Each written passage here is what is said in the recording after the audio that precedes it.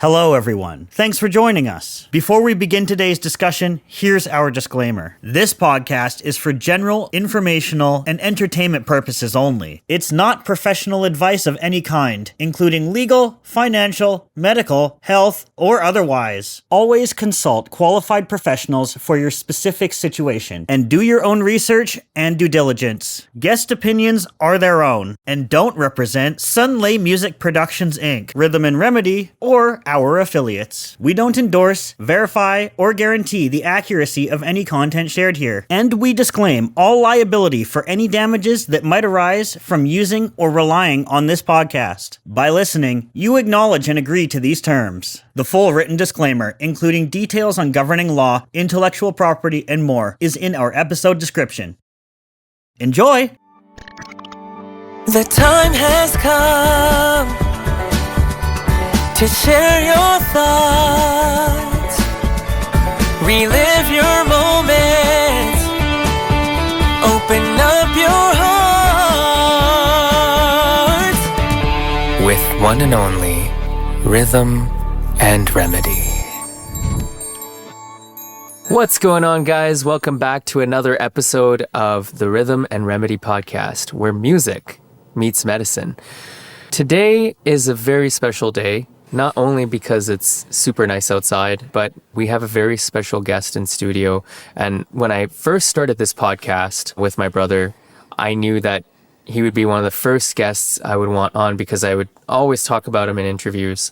I would always talk about, the profound effect, not only on myself, but the profound effect he's had on so many other students that he's worked with and even students that he hasn't worked with. He's really touched a lot of, hearts, I would say.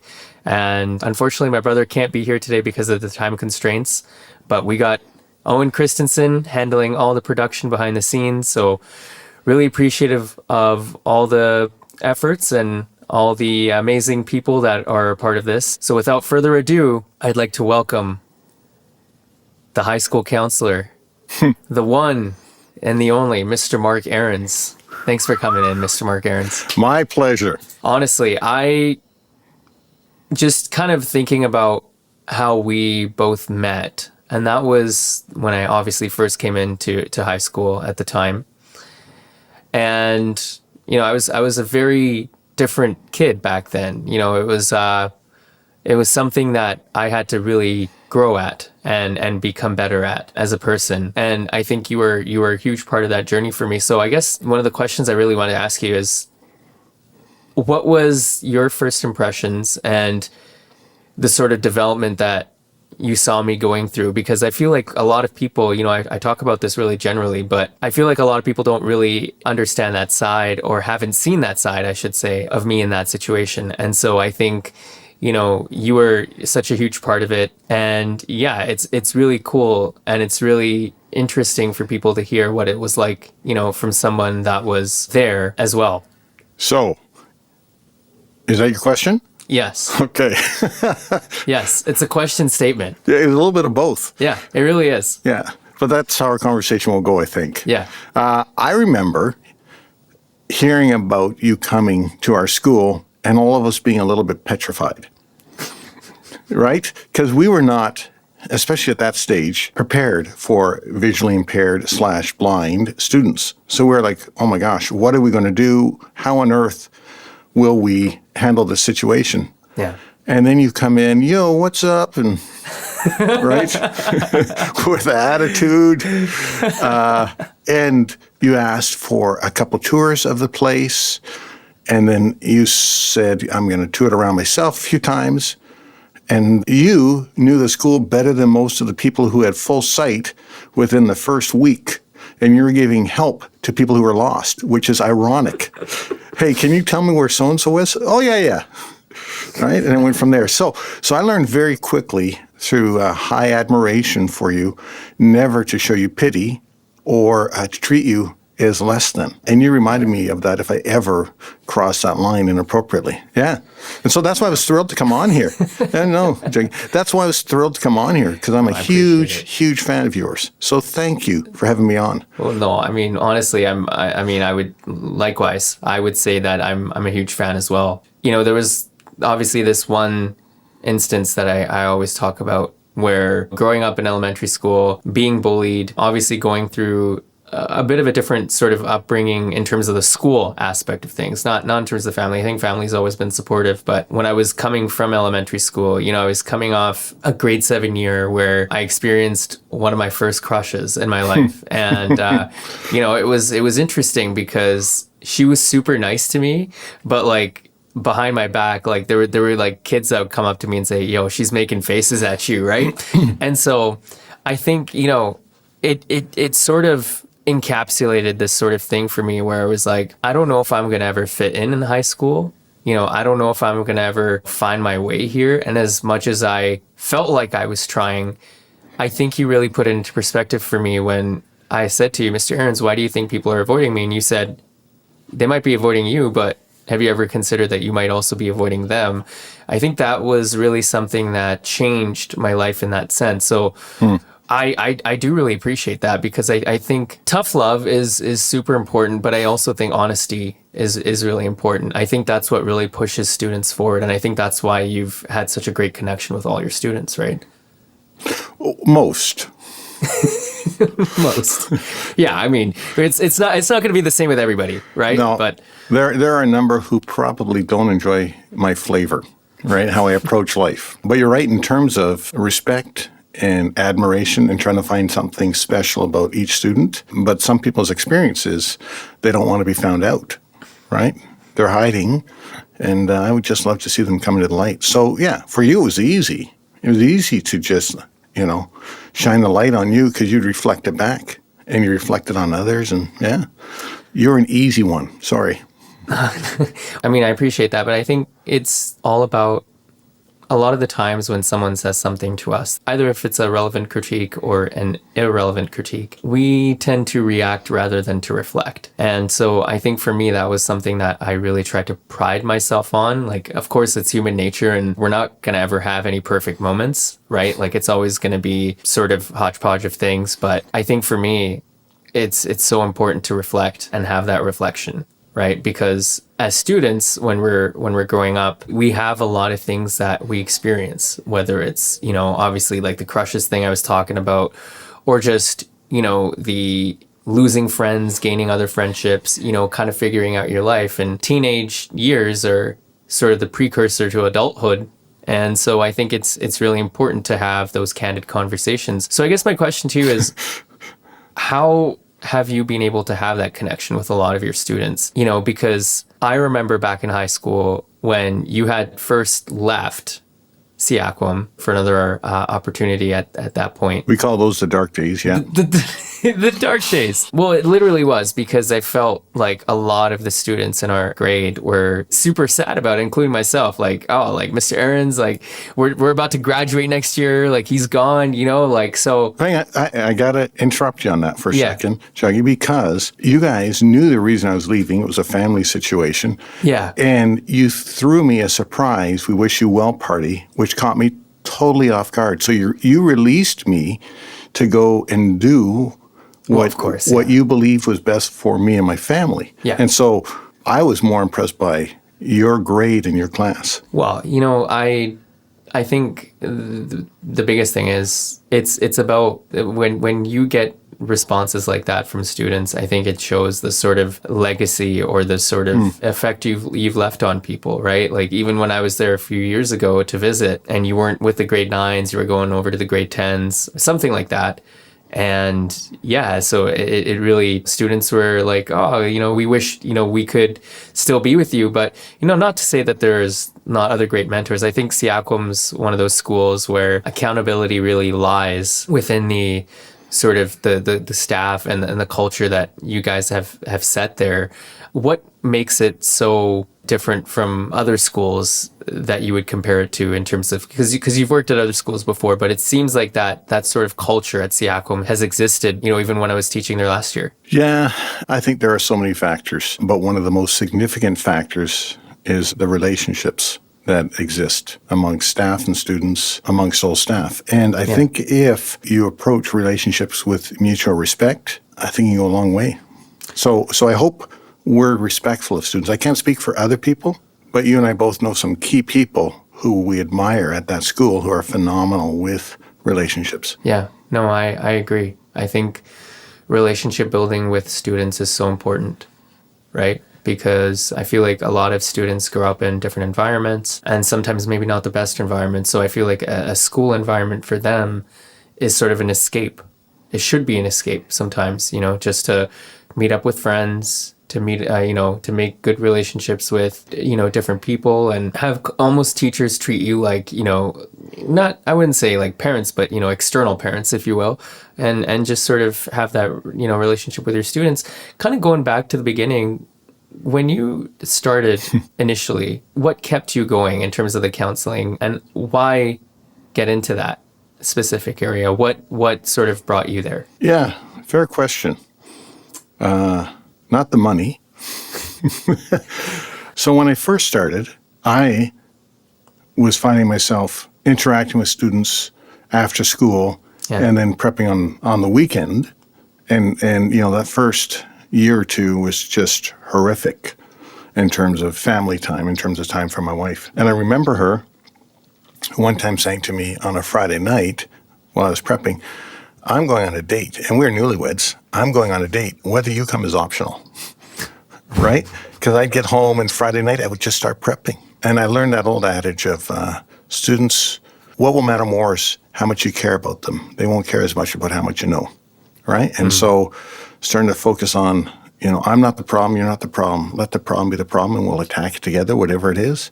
Yeah. And just caring for people. And just not defining them by what they're struggling against. Just looking at you and, right, what are the challenges Juggy's going to have? And then working alongside you to overcome them. So that's been sort of my philosophical approach mostly. Well, I think you bring up a really interesting point, right? It's, you're not the problem, I'm not the problem. Let's tackle the problem together, right? And I think oftentimes we kind of look at that as there's got to be something within that person, or the person themselves is a problem. And I think that's what really gets us all kind of messed up a little bit, right? Because we're not actually tackling what's there to be tackled. Right. And so I guess... So can I use you as an example? Yeah, absolutely. Go for it. Okay. So when you came into school, we knew what the challenges were going to be. Yeah. And it was a matter of, those were easy. Right. But then getting to know you and your strengths and your capabilities, and how do we use those capabilities to challenge or overcome the challenges. And so, it's a good metaphor for other people. Okay, once we know what the challenges are going to be, how do we use that person's strengths and relationships to overcome the challenges? Yeah. Right? And you face them head on. Some people are a little bit more hesitant, so it takes more work, but you're like, bring it. And why do you think that hesitance is there from a lot of people? Like, in terms of, is it the family environment? Is it a numerous amount of factors? Yes. Yes to all. Yeah. Yeah. I think, there's so much research on that, starting straight from, infants and some of the, whether you call them ACEs, adverse childhood experiences, things that are precognitive in terms of, what develops in the womb or beyond. So it's not an easy answer. Yeah. And so I don't spend a lot of time, other counselors do, trying to figure out the genesis for the problem. Sometimes I do, but usually it's just, what are this person's strengths? What are their challenges? How do we use the strength to take them on? But yeah, sometimes they're beyond what we're allowed to do, obviously, in a school environment, and they need more support. So then my role is just to help students get confident in the role of a therapist. So they'll go and meet with someone who is a specialist. Yeah. I don't have time or resources in a school to do some of the therapeutic room work that's required. Yeah. So if I can help ready them to meet with somebody who has a skill set, then absolutely. Yeah, no, that's a very good point. And I think that really needs to happen more. Do you feel that mental health, the awareness of sort of mental health has really increased?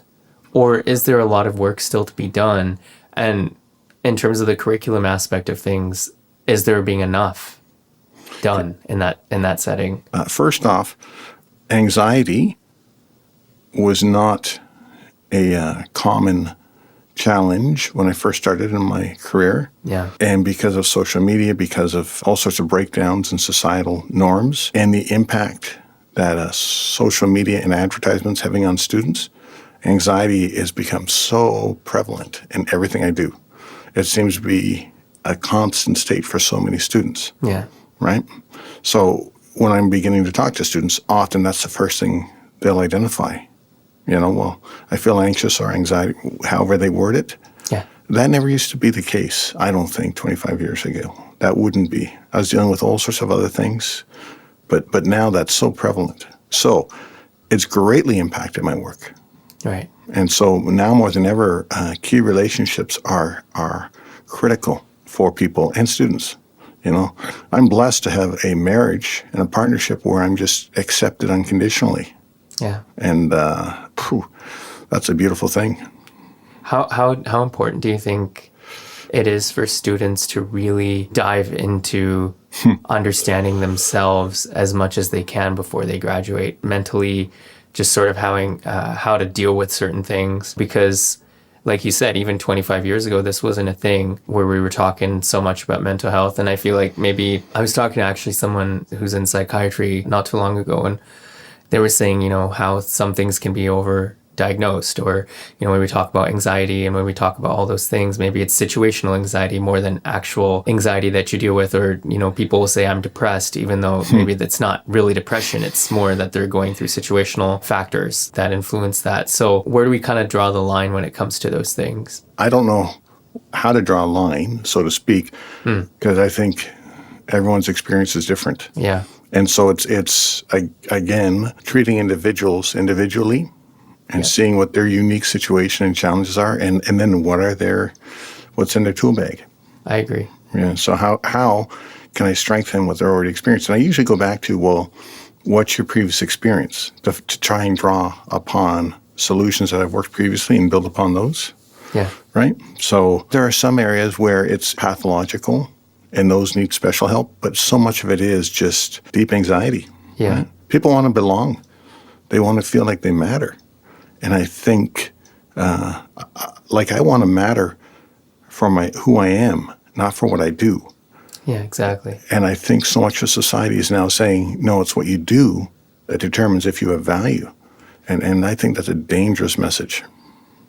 Can you expand on that? What do you mean? I could spend days expanding on that. Yeah, I think you're right though. I feel like we like you said, it should come down to an individual basis. Like you and I can disagree on something. And we do.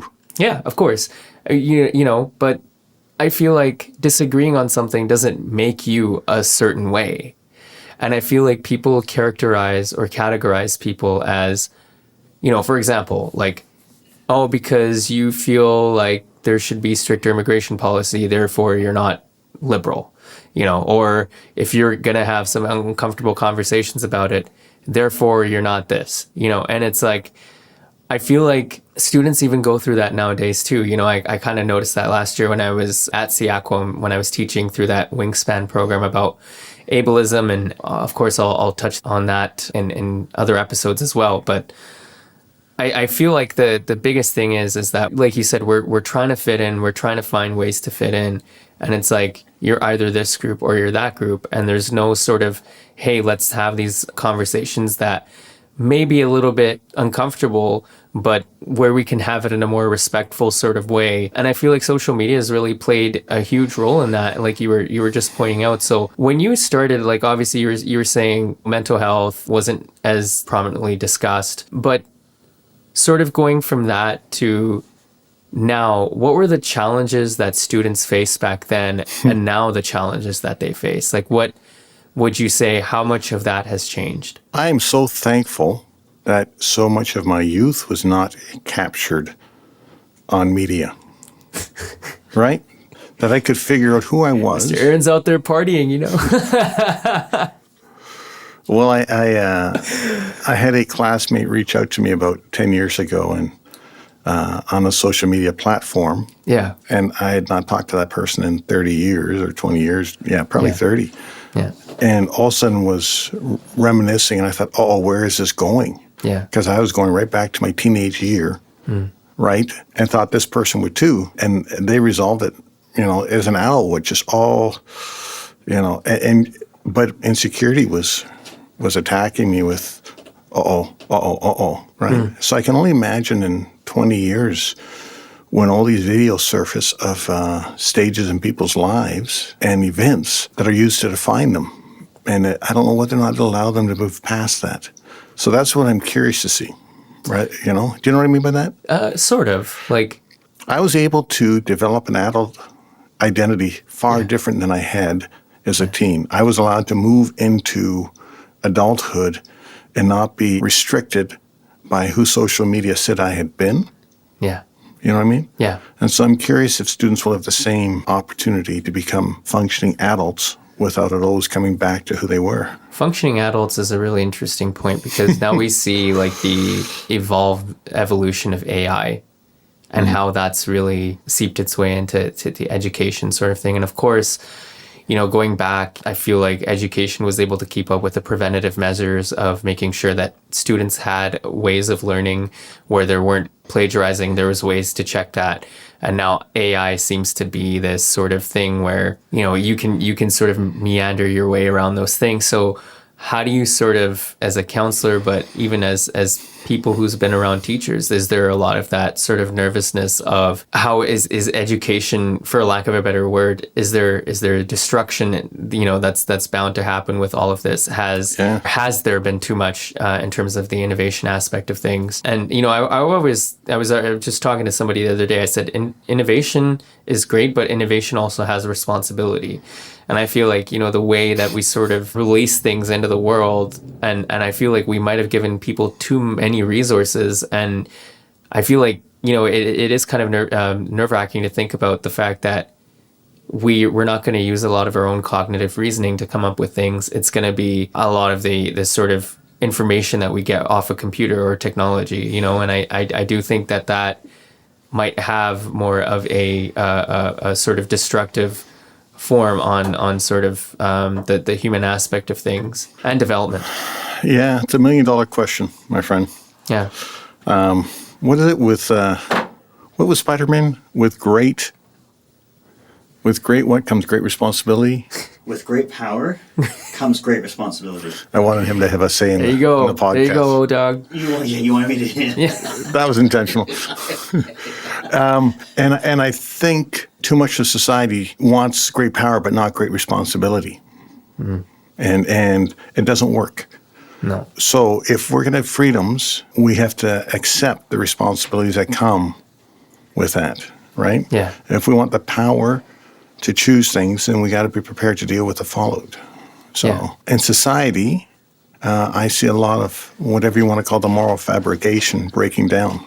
Yeah. And so you see adult males, I'll pick on my gender, behaving like little teens, right? Yeah. They want all these freedoms to party, they just want to behave in a certain way. Yeah. And not have to deal with the responsibility. They go hand in hand. And so that accountability in education is tough. I think AI has leveled the playing field because for a long time it was just the privileged who had access to tutors, to information, to the ability not only to learn, but also just to supplement their work with outside sources. Wow. Yeah. No, that's a great point. Yeah. So I know I'm fearful of all the challenges with AI, but I also think in some ways it's brought the social classes together. So I'll be curious to see what the response will be for that. And that's actually a really good point, because I do think that while we have sort of touched on the negative aspects of AI, like there are definitely things that it's really allowed us to do. And I feel like, the concept of social media was supposed to bring us together. But because, like you said, it's easy to live in an echo chamber. There's, narratives that suit people, that don't really suit people, that they can just go to whatever echo chamber they want to go to and have those narratives because of the use of AI and the videos that you see and the disinformation that's happening right now. And I think that for me is something that we got to work at, especially in our education system. And again, it depends where you are in the world, depends even what state you're in. If you live out in the States, right? Like, it's crazy to think about. So before the podcast, actually, you and I were talking about something that was really interesting to me because I felt like I was the only guy who saw it this way, but you were saying that there was definitely some people who weren't as comfortable around me. Can you touch on that and kind of explain what that is? Because I see where you're coming from, because I also felt that way, but I didn't know that someone else also had that sort of experience or saw it the same way that I did. Well, 4 times in that statement, I believe, 3 or 4 times you use the word saw or see or sight, right? And I use it all the time, and people get tripped out. They're like, "What, are you faking your blindness?" And exactly. I always come back to them with, "Yeah, I'm just faking it for money." You know, it's marketable. So, wait, can I get in on the action? Yes. Okay, we'll talk after. So I think that makes some people uncomfortable. And so, you know me well enough, I would always be cheeky and use that language around you, and people would get visibly uncomfortable. Yeah. And so I would just push that further because I knew you weren't. No. You know, as you told me numerous times, you see in your own way, yes. Your third eye or whatever. And so you through your various senses that are elevated far beyond other people's, it meant different to you, that word. And I can never understand fully what it meant, but I knew it meant something different to you. So it was not uncomfortable for me to use that language. But for other people, right, they, I remember you saying to me years ago when I asked you in my cheeky way, would you like to have your sight? And I can't recall how I asked it, but you just you were baffled by that question. And it was like, why? Like, this is a world I know. I see, and I'm comfortable here. Yeah. It would be uncomfortable for me, right? And I was like, oh, he's on to something. Yeah. Right? And it wasn't superficious or edit this one out. It wasn't superfluous. Why can I not say superfluous? It wasn't superficial or superfluous. It was just authentic when you said that. And so I learned then, I'm not going to avoid language. I'll just speak with you. And you're experiencing life in some ways far more vividly than I am. Yeah. Right? And that's just the uniqueness of all of us. So then it was, okay, vision isn't the problem. Just the world is set up for vision-oriented people. So how do we attack the problem of that? And so then it just became, how do I work with you to overcome some of the challenges? Yeah. That's not because of you, just how, society has manufactured what is normal. But I think that's no. But I think you're right on that, and I also think that you really helped me kind of see that there was more that I could do, that there was more there. Like, I remember very vividly you having the conversation with me, like, "Hey, you should do IB, International Baccalaureate." Yeah. And at that point, I was like, "Oh, that's too hard," But of course, it's mindset, right? If you already feel like you can't do it, it's going to be, that's like half the battle. Right there. Well, I wasn't going to pity you. No. Right? No, of course not. And like you made me a part of the famine that we did. So like it was where essentially kids would fast for a night. I think we went out to like Castle Fun Park at the time, and we were all just like mini golfing. And, yeah, I helped you golf. Yeah, in your mind. I think I whacked you in the shins a couple times. Yep. I was pretty mad at you, but well, I have I have to confess something. A number of those hole-in-ones I said you had, you didn't have. That sounds about right. Sounds about right. Yeah. So you did pity me. Now you're lying to me. No. I punked you. It sounds the same. Yeah. So I mean, like, it was the bike ride. Remember that big bike ride we did, like through I think it was like Heart Foundation. Yeah, it was the Heart Foundation. Chef Boyle was paramount in organizing that. Yeah, it was great. Yeah, I saw him recently, actually. I don't know if he told you, but I was up on the island and I saw him there. Yeah. And we just sat for a couple hours and just reminisced and caught up, and told me you guys love to mountain bike, so that was pretty fun. I can bring you out. Yeah. Yeah, okay. we got to do it together. Yeah, I'm on. We'll just put a strap on. Yeah.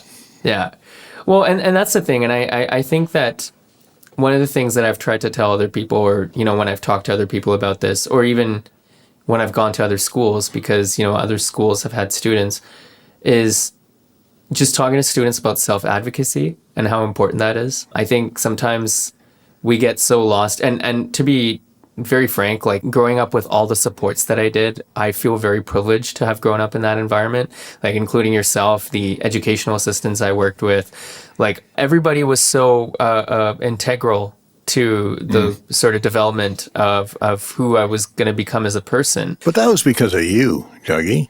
Yeah, no, that's true. But I feel like, just having social supports is so important, right? I feel like a lot of people in my position who are disabled, or I like to say differently abled, even though people call that a politically correct farce. But I actually look at it as, look, differently abled just means, yeah, I have limitations, but am I going to just use those limitations as a way of feeling sorry for myself? No. I mean, those limitations can be used as your strengths. Yep. And I feel like at the end of the day, like being differently abled, yeah, I am differently abled. Like, yeah, I'm not able to see in your traditional way, but when I go to a beach, I, count, or I can, experience it in a different way. Like when I hear the sound of the waves, that's my view for me. Yeah. When I smell the ocean air, that's my view for me. And so I think that people often overlook that. And in fact, like, I was kind of thinking about this today, and I wanted your thoughts on this too, but it's first stop bragging. What? Nah. You're living life so vividly. But we all should. Shouldn't we just all enjoy the little things? Like we don't even reflect. We don't even take time to meditate. Do we? Like a lot of us don't. Well, again, I think so much of life is about distraction. Right?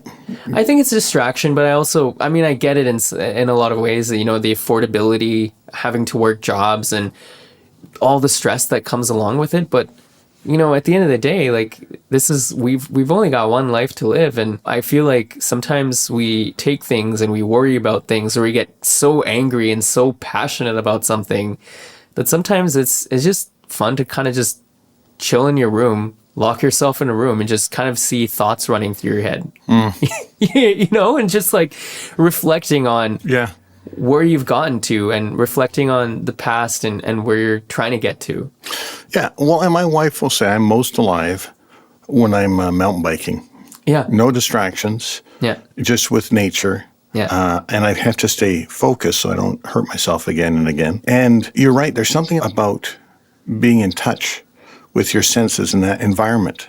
And so much of today's youth, not to go on a soapbox here, but experience life through a screen. It's funny. You go to any sporting event or any event, and a pivotal moment, a goal scored, a save, you look at the audience and it's all happening through a lens. They're not experiencing it in the same way. Yeah. They're trying to capture it rather than living it. So I kind of like your perspective of living life rather than trying to capture it in a moment. You know what I mean? Yeah. Well, I feel like you can either live your life or you can just, not. I feel like there's two paths to it, Right. And we all have challenges, right? My challenge, honestly, it's such a minimal challenge. Like it's that I can't see, right? But I don't define myself by that. Right. And I feel like the biggest thing is that what if we all couldn't see? Could we all actually be less of a divided world? Like, if you think about it, I wanted your thoughts on this because I was thinking about this earlier today. Would we actually really care about the color of a person's skin? Would we actually really care about what a person wore? Would we actually really care about the sort of tradition or religion or caste or wherever they come from? Would we actually really care about that?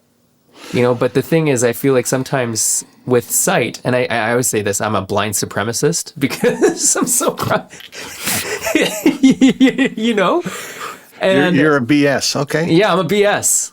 Yeah, both blind supremacist and a bullshitter. But look, I wanted your thoughts on that, like a spiritual sort of sense. Well, I'll take it from a human sense first. Yeah.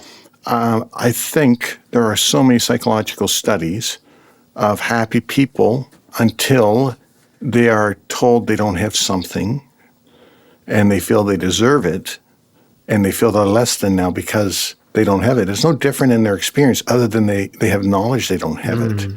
And so there have been prison studies of that. There have been, sociological studies of that. Perfectly happy people. Yeah. And then you say, oh, your neighbor has this or has access to this. And all of a sudden it's, wait, that's not fair. Well, life isn't fair. No. Right? Life is about opportunity and making the most of your situation. And so, again, back to you, early on, I remember saying to you, I'm not going to pity you. Get over it. I can't recall what it was about, but I said it a few times. Yeah. Because I just think you're such an exceptional person. And I have so much respect and admiration for you. I don't have time to pity you. Just let's figure out the challenge and get over it, if that makes sense. Yeah. So, circuitous answer to your question. Yeah, no, I mean, exactly. Like, I feel like, sometimes we're always looking for what we don't have. And sometimes what we actually don't have is probably beneficial for us to kind of get through that challenge and find ways to, cope, not necessarily just cope, but find a way through it, you know? Because I feel like that's the only way you can really do it, and that's the only way I was taught growing up. And, for me, I feel like that's the part of life, like I was playing golf the other day and my friends were like, oh, like. I saw that. The lessons I taught you at Castle Fun Park did not stick. No, they didn't. No, I didn't even get a hole in one. I think I got a ditch. Yeah. See, because there's social media to capture it now. Yeah. Well, and I feel like the more people, and this is actually one of the reasons why I wanted to do the podcast is, I wanted to bring people in who have had such a profound impact on my life. I feel like I've used profound so many times today. And B, I really just wanted people to understand the sort of person that I am, instead of just looking at me as this is the blind singer or the anthem singer or the guy who was on a reality show. And like, yeah, I've had my struggles. Yeah, I mean, for sure. We all do. Yeah. But you're a person first. Yeah. With unique skills and challenges and cheekiness and dorkiness and loveliness and everything. You're fully human, my friend. Sorry. Sorry. Yeah. Yeah. I'm so sorry that you're fully human. Yeah. And I guess for you now, what sort of lies ahead in terms of how long do you want to keep doing this? Breathing, working. What are we talking about here? Well, working. Oh, okay. Yeah. But also, was there ever a point in your career or in your life, what was sort of that life-defining moment for you? That's exactly what I really want to ask people, is that life-defining moment for you that was like, I really want to do this, or whether it was another situation, what sort of pops into your head for you? I am not a strong teacher. I get too distracted. I'm too curious about all the other possibilities in the conversation because I don't believe some of the truths. Well, I'll give you an example. Early in my career, I had to teach about first people's relations. Mm-hmm. And I was given resources from one perspective. And then I asked for resources from another perspective, totally different. And then some students had said, well, which one's true? Which is a very valid question. I said, well, that's for you. That's a journey you need to go on. Yeah. And so I don't want to feed students information. I want to take them on a journey because I think in so many ways truth lies in the middle. Yeah. Well, or between extremes. Yeah. And I think you discovering or me discovering it on a journey together is profound. Yeah. Far more different than me telling you what it is. So, yeah. Yeah. And so did you ever have that sort of, because you said you were teaching about that. Yeah. So again, I would come home. Yeah.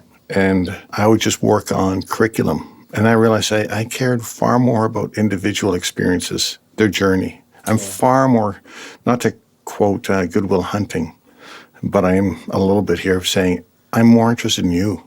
I'm in for helping you learn more about you and finding out more about you because that fascinates me, right? Did there ever come a point where you were like, I don't know if I can, because I mean, it can be a really emotionally taxing job, right? You know, when you're dealing with so many different situations and variables.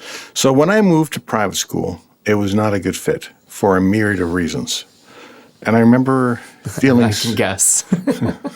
I remember feeling sorry for myself. And I come from a fairly strong faith-based position. Yeah.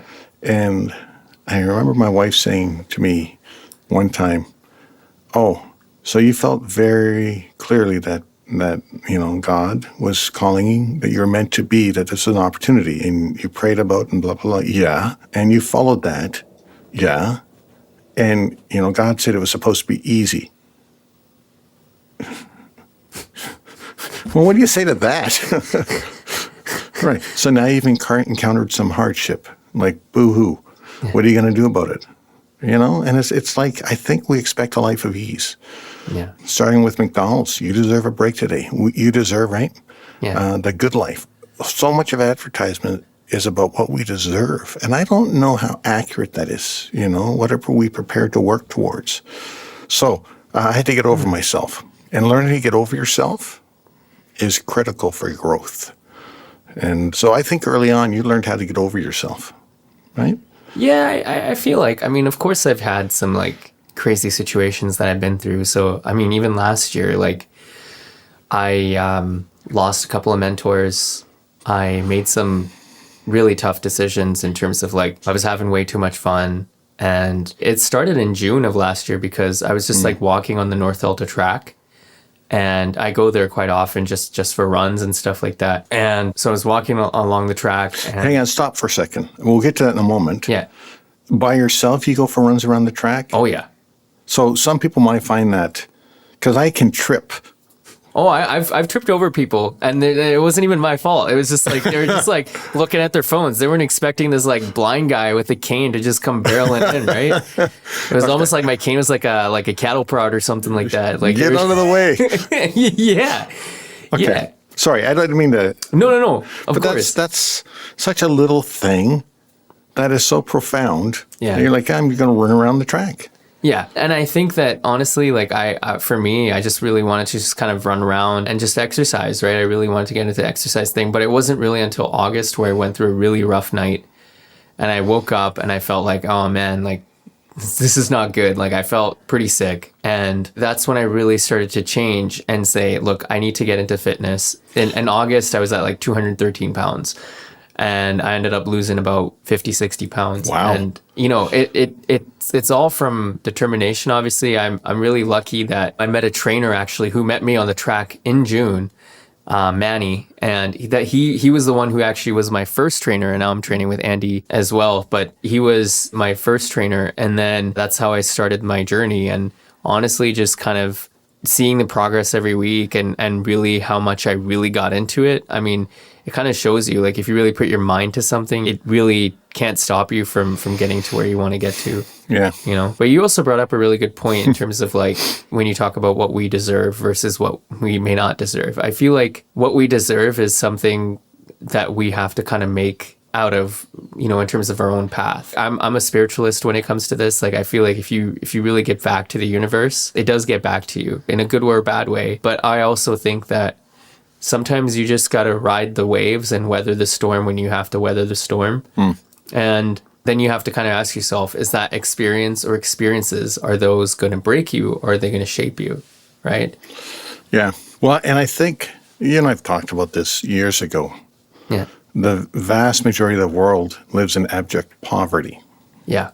Right? And we're privileged.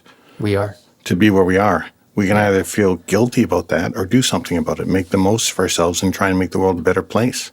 Yeah. Right? And so I don't have a lot of time for pity or for, again, wasting time. I just try and make it meaningful. And you and I have also talked about relationships in 4 directions: self, others, nature, and spiritual. Yeah. And I think all 4 directions, and there are sub-directions too, but all 4 directions are critical to the human experience. Yeah. And so I love watching how you interact with all 4 of those. So absolutely, however you define it, there's a spiritual component, and you and I will define it differently. Yeah, exactly. but also you work on your interaction with nature and others and yourself. So you're developing well in all 4 areas. I appreciate that. That's a human experience. You're modeling it well, my friend. I appreciate that very much. Before we get out of here, I kind of wanted to. Are you done with me? Is that what you're saying? No. Honestly, like if you have any questions, feel free to ask me too. Right? Sometimes I need that stimulant. But I guess I really wanted to talk about, because I'm in music, and your wife, Mrs. A, Carolyn Arends, she's also in music, and she's phenomenal. I remember hearing that album that you gave me. Quite a while ago, actually, back in 2009. It's so crazy to see how many years have passed by. I'm quite fond of her. Yeah. One other thing I really admire and respect about my wife is she is who she is. Yeah. She's authentic. That's how it should be. Yeah. And if you meet her anywhere, she's the same person. Yeah. She's incredibly introverted, so she's had to learn how. She's very socially gifted, but her preference, and this is one of the best definitions I've ever heard, and I think I got it from her, was if being around people gives you energy, you're an extrovert, right? Yeah. If being around people exhausts you, you're probably an introvert. If you've got to recharge by being alone, then you're probably an introvert, or tend towards that. And I know there's all sorts of omniverts and all sorts of things, but just in terms of where you get your energy. I feel like I kind of lie in the middle, Yeah. But she very much gets her energy from being alone. And so she had to learn, and there was a performance consultant by the name of Tom Jackson who said early in her career, when you look at an audience, there's going to be a portion there that is there for you, that loves you. Yeah. There's going to be a portion there that hates you no matter what you do. Yeah. Right? And there's going to be a portion that's indifferent. Yeah. And he said, so often we get distracted by the people who don't like us and we try and win them over. So true. And he said, don't spend any energy on that. Yeah. He said, they're where they are. He said, but you've got that indifferent audience who just are trying to figure out and want to be loved. Yeah. And so when she stopped focusing on herself, when she's performing, and started focusing on loving people, it'll change for her. Yeah. And so in counseling, it's sort of the same thing. I don't know why people come to my office, but I just focus on caring about them, right? And being curious and understanding it, and then trying to help. Yeah, and I think you bring up a really interesting point there, that through, like, obviously the reality show that I was on for me, but also through the Canucks stuff, doing anthems for big events like the playoff games and everything, you're going to get people that, like you said, that like you, that are indifferent, and that don't like you. And we focus on those that probably don't like us very much, or don't like the singing, or whatever it is. Or don't like the U.S. and boo the anthem regardless of who's singing. I can't imagine doing that. No. That would have been really rough for I felt for people singing the anthem during that era. Sorry. Yeah. I mean, honestly, I think for me, like, I kind of look at the anthems as less political and more who fought for us. And I mean, listen, I get why people do it. It's just my perspective. Like, for me, like, I kind of look at it as like the people who stood bravely to keep our land safe. I think there's other ways to protest sort of political things and all of those, what comes along with it, for sure. But to each their own. I'm not going to sit here and judge people for what they choose to do. Yeah. But even for me, like, when it comes to the anthems, or like making my new audience, which I'm really grateful, through the Canucks, I've been able to really expand my audience, and they've given me a lot. So I do appreciate that. But I think one of the things that it really taught me is how to really grow thick skin.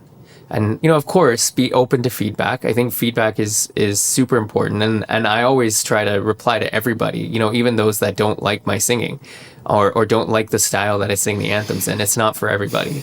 But I try to reply to everybody and say, hey, thanks for the feedback. And I appreciate you. And, even with my friends, I don't expect everybody to listen to my music all the time or anything like that. Sometimes, like, we'll be sitting there and my friend will be like, oh, your song's on, next. And I'll be like, yeah, go for it. And he'll be like, I was just kidding. And I was like, no, like, seriously, like, I'm very indifferent. I want to just do music that I love, and whoever really enjoys it is going to enjoy it. And who isn't into that is, I completely respect that too. And that's how it should be. I agree. Right. Because it's art at the end of the day. Art is a, I guess you would say, subjective, right? Well, and as soon as art becomes a commodity, I think it's lost its purpose. Yeah. Right? That's not its intent to be a commodity. No. It should be feel the feels. Yeah. So, yeah, keep making art, my friend. Mr. A, honestly, such a pleasure having you on. This was super powerful, and I totally appreciate and really value the time that you've taken out as well. I know you've got a really busy schedule, and I'm sure we'll probably have you on again at some point. It's just the beginning, and so yeah, I really appreciate you. And thanks for coming on. Is there anything else you would like to, any message you would like to send or give to, a lot of the community, whether it's parents with kids who have disabilities or just parents in general, whether it's disabilities or not, or people like that? What would your message be? Wow, that's a big message, my friend. First off, it was my pleasure. Thank you for having me on. I would say look at you as a role model, right? Yeah. And don't be dismissive of that. Look at you as a role model of taking challenges and making a phenomenal life, regardless of the challenges. So, yeah, I've loved your perspective. Thank you so much, Mr. A. That'll do it for today's episode. I really appreciate all the love and support, and there's going to be some great content coming out. So keep it locked. We're going to be back with some more powerful stuff, some light stuff as well, and Rhythm and Remedy, where music meets medicine. We'll be back with another one, folks. Take care. Have a blessed day. Bye-bye. And go Canucks. Cool. Oh, go Canucks. The time has come to share your thoughts. Relive your moments. Open up your heart